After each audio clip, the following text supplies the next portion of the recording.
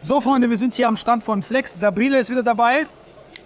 Und wir haben aber dieses Mal, also wirklich, also diese Automechaniker, muss ich sagen, es gibt viele Sachen, die neu sind. Ne? Ja. Besonders bei Flex, da habe ich mich wirklich gefreut. 3 komplett neue Maschinen. Erst, also die sehen vielleicht, oder die Bezeichnungen sind vielleicht alt geblieben, aber die Maschinen sind komplett neu. Wir fangen mal an mit der Exzenter, sage ich mal. Ne? So. Die sind jetzt ein bisschen in Gebrauch hier gewesen, deswegen sind die so ein bisschen verschmiert, aber ja, macht ihr nicht. 4 Tage Messe. Ja, genau, 4 Tage Messe haben die durch. Und wir haben hier die neue XFE. Das ist eine Nachfolgermaschine. Von der XFE. Von der XFE. Nein, aber von der Akku XFE, ne? Ja. Er war ja schon eine da, XFE, ja. Akku, aber die war so ein bisschen schwächer, sage ich mal. Ja, die hatte halt das Problem, dass sie von der Leistung her, das war schon ganz okay.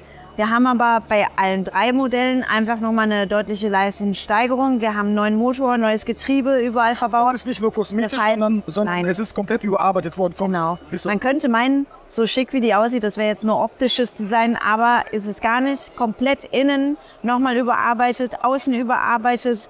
Wir haben den Hub außen dran geschrieben, dass man auch weiß, welche Maschine habe ich jetzt da gerade in der Hand. Genau.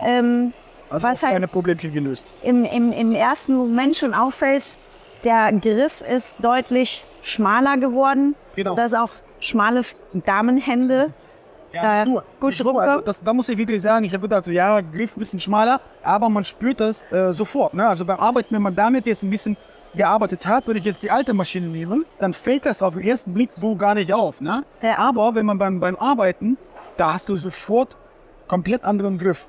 Also das ist wirklich eine signifikante Verbesserung.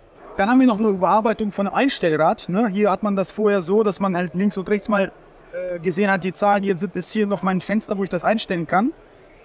Und hier war das ja stufenlos vorher. Ne? Ja, aber es ist halt immer so ein bisschen schwammig. Ich wusste nie so, bin ich jetzt auf 2 oder bin ich auf 3, wo bin ich? Ja. Und ja, hier habe ich jetzt ganz konkret Stufe 4.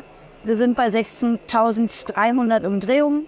Und da sieht man schon eine kleine Leistungssteigerung auch hier auf dem Etikett. Genau. 7.600 war das Maximum bei der alten XFE und 8.700 ist das, was wir eben jetzt draufgepackt haben bei der neuen XFE. Weil ein ganz anderes Getriebe hier. Genau, da haben wir nochmal eine ganz... Und man muss die Maschine jetzt wieder kippen, um zu gucken, was habe ich denn hier eingestellt. Ne? Ja. Weil vorher hat man jetzt so foliert und dann hat man immer so weitergekippt, wo bin ich denn jetzt überall. Und hier ist das so, wir haben auch eine Halsstufen-Einstellung. Ne? Also ich kann jetzt hier verstellen, da bin ich jetzt bei 5 und dann bei 5,5 rastet das ein und dann gehe ich wieder auf 6. Und das spürt man und hört man auch. Ne? Finde ich sehr, sehr gut. Ne? Vom Design her ähnlich, ne? Aber man sieht ja hier nochmal, das wurde jetzt hier nochmal dieses Massive hier übernommen. Das Logo ist jetzt, kann man hier sogar fühlen, ne? Also wie das jetzt neu ist bei Flex, ne? Das X-Design. So ein bisschen hervorgehoben, genau. Genau, guck mal, wie das alt war. Das war so ein Aufkleber hier. Ne? Das war hier so ein einfacher Aufkleber. Jetzt ist das Ganze hier massiver. Man sieht es, man spürt es, ne? Dass es eine Flex ist. Also finde ich wirklich super toll gelungen. Und jetzt kommen wir zu dem Kopf, was überarbeitet wurde. Das finde ich super geil. Ne? Hier hatten wir nochmal so einen runden Kopf. Der war etwas dicker. Ne? Der war genau. Genau. Das ging. Das ist alles kein Problem, weil das gummiert war. Ne, und man hat auch damit poliert, das war alles kein Problem. Nur, man hätte sich das Ganze ein bisschen flacher gewünscht. Ja, genau, dass da auch die Hand von unten greifen kann. Genau. Jetzt wurde das Ganze so überarbeitet, dass das Ganze hier insgesamt jetzt erstmal flacher ist. Und ich habe hier so eine Kante, wo ich die Maschine auch festhalten kann mit der Hand. Ja, ich habe jetzt nur ein paar Minuten jetzt vielleicht damit poliert. Ne? Man müsste das nochmal austesten, wie das dann funktioniert. Aber bei den ersten Minuten merkt man schon signifikante Verbesserung. Und ich sehe hier den Hub. Ne? Das ist jetzt eine Kleinigkeit, ja, aber wenn die Maschine an der Wand hängt, ja, muss ich vorher noch mal gucken, was ist das für ein Modell und so weiter. Ja, jetzt sehe ich das sofort, wenn 15 mm da sind, ist es eine 15 mm Hub. Das ist die XFE. Genau. Oder es ist die 8 mm. Ja. Und das ist die XCE, das ist die zwangsangetriebene. Das ist die zwangsangetriebene. Ja, die beiden gibt es ja.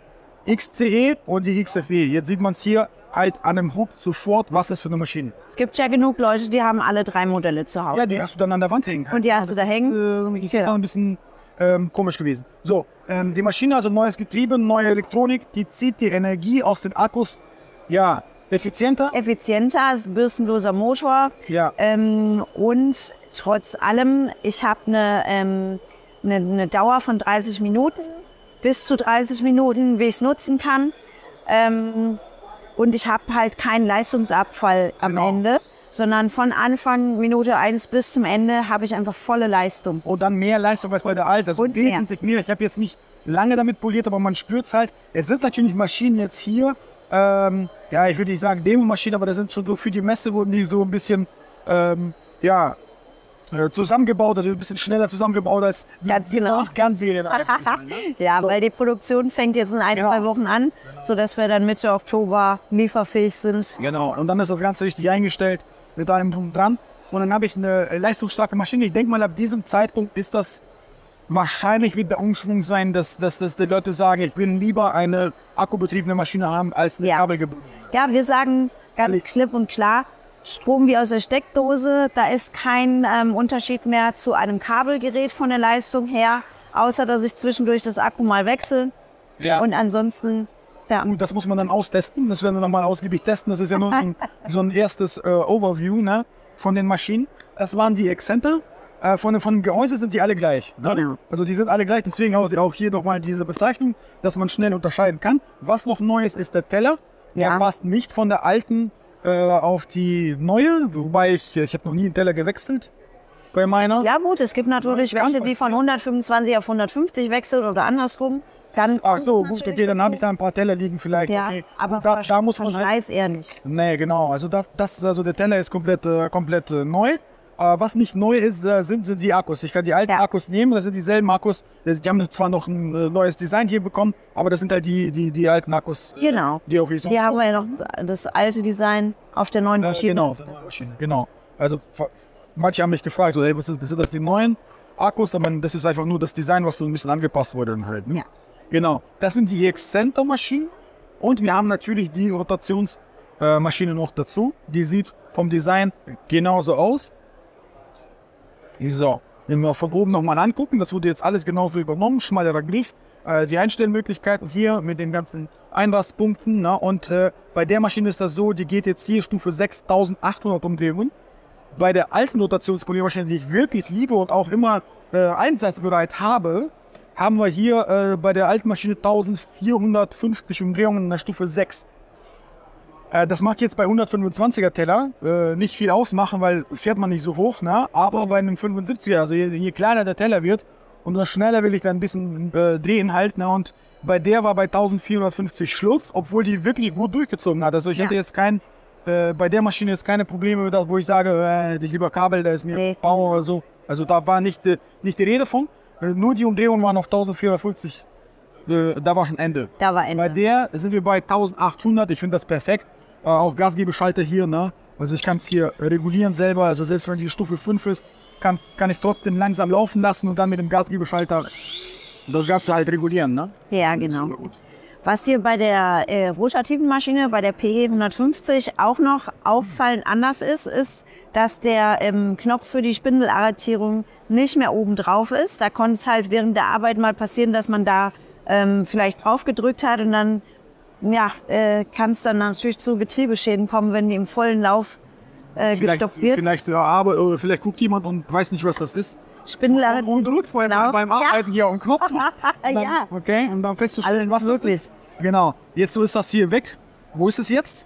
Jetzt haben wir es hier unten an der Maschine, wo man während der Arbeit einfach nicht so leicht rauskommt. Und dann habe ich das Ganze arretiert und kann dann den Teller lösen. Genau. Ja? Bei der Rotationspoliermaschine ist es ja so, ihr könnt ja unterschiedliche Tellergrößen verwenden. Das ist überhaupt kein Problem. Ihr könnt hier sogar, wir haben, glaube ich, einen 30er Teller für diese hier, ne? Also mit Verlängerung. Ja. 30er Teller geht auch. Ist zwar riesig, aber geht auch. Funktioniert auch wunderbar. Ne? Aber das ist halt geändert worden. Also sinnige Ergänzung. Hier auch der Kopf. Ne? Also bei der hatte ich wirklich nur diesen Griff hätte ich mir dann gewünscht, dass es flacher ist. Und jetzt ist das halt flacher mit so einer Kante. Finde ich super. Vom Gewicht her ungefähr gleich wahrscheinlich. Ja, also minimal wiegt die neue mehr. Aber ich finde, wenn man sie beide gleichzeitig so in der Hand hat, also ich merke den Unterschied nicht. Kostentechnisch? Zu der alten Vergleich? Kostentechnisch wird sich das schon ein bisschen ändern. Die neue wird 50 Euro teurer. Ja. Also wir liegen dann bei UVP 649 Euro. Ja. Sind dann 2 Akkus, Ladegerät dabei. Und jetzt nicht mehr im Koffer, sondern im Karton, weil im Grunde genommen werden die an die Wand gehängt, irgendwo in den Schrank gepackt und Koffer sind im Detailing-Bereich ja mehr als überflüssig. Ja, genau. Aber man kann trotzdem natürlich einen Koffer kaufen. Genau, immer so eine Ansichtssache, aber ich denke mal, die meisten verwenden das nicht im Koffer, weil ich habe da immer, ich muss das aufmachen, rausholen. Und wer den Wunsch hat, der kann das natürlich optional noch nachbestellen. Oder man kann sich dann natürlich bei Stackpack noch ein bisschen was basteln, da haben wir auch ganz viele Möglichkeiten. Das ist auch eine Möglichkeit. Plus noch dazu, was ich sagen wollte, die Maschine gibt es nackt, also ohne Akkus, ohne Ladegerät und mit Akkus und Ladegerät und nicht mehr in einem P-Set. P-Set haben wir nicht mehr, genau. Da kann sich jeder zusammenstellen, wie er das möchte. Meine Gebiete wurden erhöht. Ich wollte das immer so flexibel wie möglich bei uns im Lager haben. Ja. Und das finde ich super gut. Ne? Dann hat man vielleicht eine Maschine mit mehreren Akkus, kauft sich nur die Maschine, dann ist es erledigt. Oder wenn ich jetzt nichts habe, dann kaufe ich das Ganze in Pack mit den Akkus und dann ist es... Ja, gerade für die vielleicht vorher mit dem älteren Modell gearbeitet haben, die natürlich nach diesem Video, wenn sie es geschaut haben, sagen, oh, ich brauche unbedingt die neue, ich muss bei Felix die neue bestellen. Die haben dann die Chance, einfach das Gerät ohne Akku, ohne Ladegerät zu bestellen. Und weil die Akkus können sie ja weiterverwenden. Genau.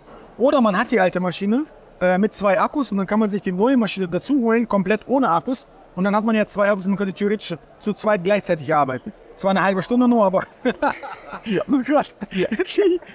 Zwar noch eine halbe Stunde, aber man kann die wieder laden und man kann zu zweit gleichzeitig arbeiten an einem Auto.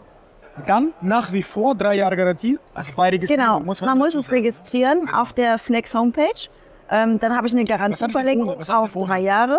Gewerblich 1 Jahr, privat glaube ich 2 Jahre. 24 Monate. Und bei den Akkus ist es so, dass es ein Verschleißteil ist. Das bedeutet, nach einem halben Jahr Gewährleistung habe ich da gar keinen Anspruch mehr, dass das Service Center da irgendwie uns entgegenkommt. Aber bei Flex ist es so, dass wir nicht nur 3 Jahre Garantie auf das Gerät geben, sondern auch aufs Akku und sogar aufs Ladegerät.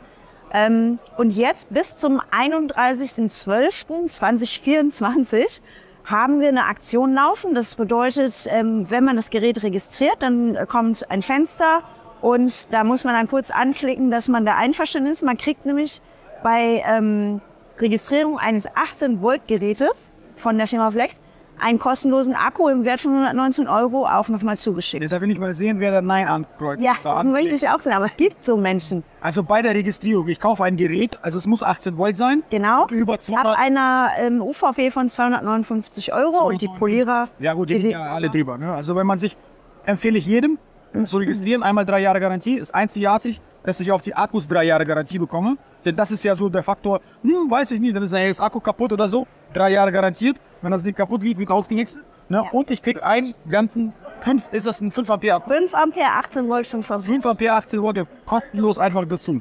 Link für die Registrierung ist unten. Und wie viel Zeit habe ich zu registrieren, wenn ich das gekauft habe? 30 Tage. Also das ist ja locker für mich. Das schafft man. Ja, das schafft man. So, ja, das war die Übersicht der neuen Poliermaschinen. Danke fürs Zuschauen und bis zum nächsten Video. Bis dann.